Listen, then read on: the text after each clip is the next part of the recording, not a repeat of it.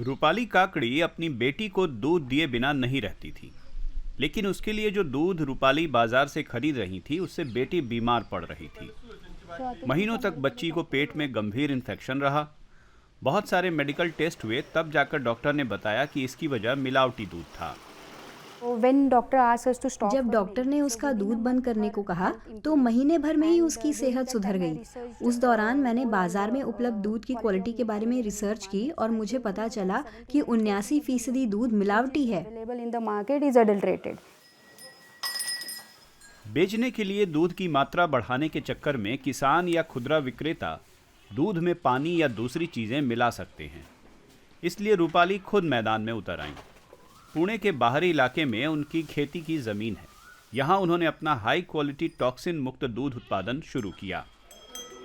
अपनी रिसर्च से उन्हें पता चला कि शुद्ध पोषण युक्त और सुरक्षित दूध के लिए अच्छी क्वालिटी वाला हरा चारा कितना जरूरी है। मवेशियों के लिए स्वस्थ चारा उगाने के लिए उन्होंने ऑर्गेनिक हाइड्रोपोनिक तकनीक अपनाई। पौधे मिट्टी के बदले पानी वाले पोषक घोल में उगाए जाते हैं, कीटनाशक या खाद के बगैर। तो पूरी तरह उगने में इसे 7 दिन लगते हैं। इसके बाद इसे चारे की तरह तैयार किया जाता है। आमतौर पर हम हर गाय को 2 ट्रे चारा देते हैं। जब से हमने अपनी गायों को ये हाइड्रोपोनिक चारा देना शुरू किया है, हमें बढ़िया नतीजे मिलने लगे हैं। दूध की मात्रा 20 से 23% बढ़ गई है और दूध की पोषण गुणवत्ता 10 से 11% बढ़ गई है।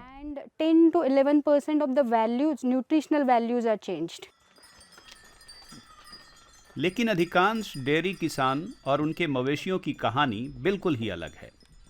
भारत में करीब 30 करोड़ मवेशी हर साल करीब 20 करोड़ मीट्रिक टन दूध देते हैं। 2019 में आए भारत के खाद्य नियंत्रक के एक सर्वे के मुताबिक हर 10 लीटर दूध में से 1 लीटर संभवतः पीने लायक नहीं है, विषैले पदार्थों की बढ़ी हुई मात्रा की वजह से। इसके लिए जिम्मेदार है अफ्लाटॉक्सिन नाम का कार्सिनोजन। अफ्लाटॉक्सिन चारे में रहता है। अगर आप ज्यादा से ज्यादा हरा चारा देंगे तो अफ्लाटॉक्सिन कम होगा। अगर आप ज्यादा पुरानी सामग्री देते हैं तो अफ्लाटॉक्सिन नमी की वजह से बढ़ जाता है। मैं मानता हूं कि अफ्लाटॉक्सिन का स्तर भारत के दूध में ज्यादा है, लेकिन चारे के स्तर पर ही इसे काबू किया जा सकता है। ऐसे मुद्दों से निपटने की कोशिश हजारों डेयरी फार्मों से शुरू करनी होगी, जैसा कि एक अशोक मोरे और उनके बेटे संदेश मोरे का है। उन्होंने 8 साल पहले डेयरी का बिजनेस शुरू किया, लेकिन मुनाफा नहीं मिल रहा था। चारा खूपच महाग आहे तो, कारण चारा बहुत महंगा है। अगर आप चारा खरीद कर लाते रहें तो डेयरी बिजनेस चलाना बड़ा मुश्किल काम है। वित्तीय तौर पर तो मैं कहूँगा कि ये आत्महत्या करने जैसा है। आखिर उस चीज पर मैं पैसा कैसे लगाऊं जिससे मुझे कुछ मुनाफा ही नहीं होगा। तेवढं उत्पन्न त्याच्यातून मिळत नाही। दुधारू पशुओं को बड़ी मात्रा में चारा चाहिए, लेकिन चारागाहें अब खेती की जमीन में बदली जा रही हैं। लिहाजा ज्यादातर डेयरी किसान बाजार से चारा खरीदने लगे हैं। गायों को सूखा और हरा चारा मिलाकर दिया जाता है।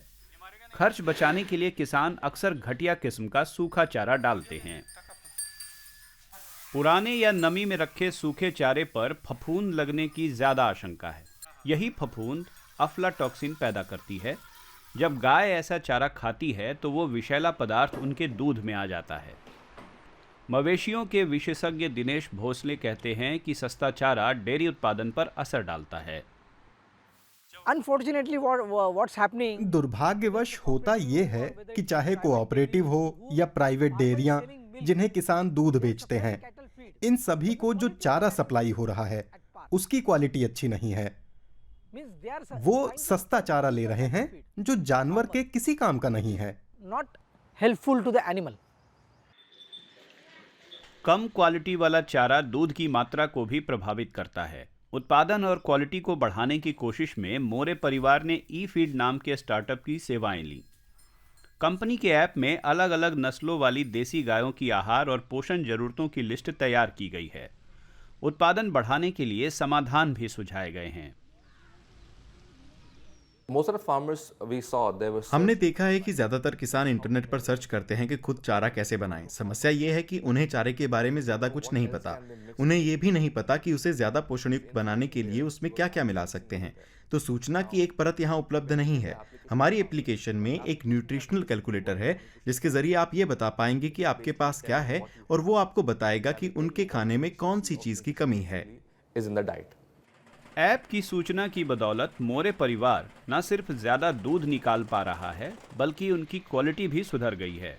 प्रीमिक्स इस्तेमाल करके मैंने फैट कंटेंट में सुधार पाया। दूध की सप्लाई भी ज्यादा स्थिर हुई है। भारत में दूध आहार का अहम हिस्सा है, खासकर उस देश में जो बढ़ती आबादी की पोषण जरूरतों को पूरा करने के लिए जूझ रहा है। मवेशियों को सही चारा मिले तो किसानों का उत्पादन भी सुधरेगा और लोगों को भी सही दूध पीने को मिलेगा।